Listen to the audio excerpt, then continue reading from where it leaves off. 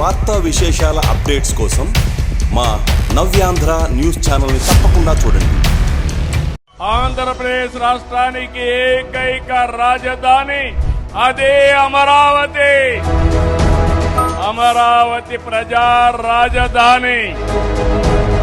అమరావతి రైతుల త్యాగంతో, ప్రజల నమ్మకంతో రూపుదిద్దుకున్న రాజధాని. విభజన తర్వాత రాజధాని కోసం ఎదురు చూసిన ఆంధ్రప్రదేశ్ ప్రజలకు అమరావతి ఒక భవిష్యత్తుగా మారింది. కానీ మధ్యలో వచ్చిన మార్పులు, సందిగ్ధతలు ఆ అభివృద్ధి ప్రయాణాన్ని అడ్డుకున్నాయి. ఇప్పుడు కూటమి ప్రభుత్వం అధికారంలోకి వచ్చినప్పట్నుంచి అమరావతి పనులు మళ్లీ వేగం పుంజుకున్నాయి.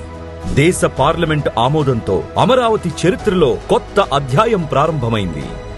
అమరావతి కోసం, ఆంధ్రుల ఆత్మాభిమానం కోసం దేశం ఒక గొంతుకగా మారింది. We support this bill. Amravati to become a beautiful capital. Andhra Pradesh Amaravati చేరాల.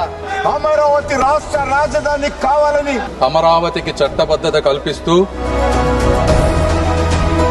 Kashmir నుంచి కన్యాకుమారి వరకు దేశం మొత్తంగా ఒకే మాట చెప్పింది: అమరావతి ఆంధ్రుల రాజధాని.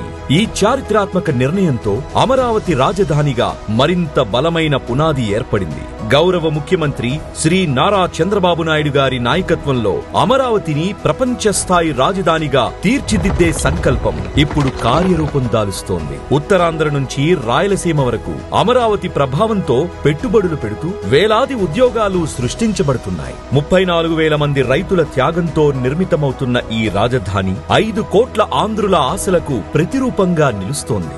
నిన్నటి పోరాటం నేటి గౌరవంగా మారింది. ఇప్పుడు అమరావతి మన రాజధాని అని ప్రతి ఆంధ్రుడు గర్వంగా చెప్పుకుంటున్నారు.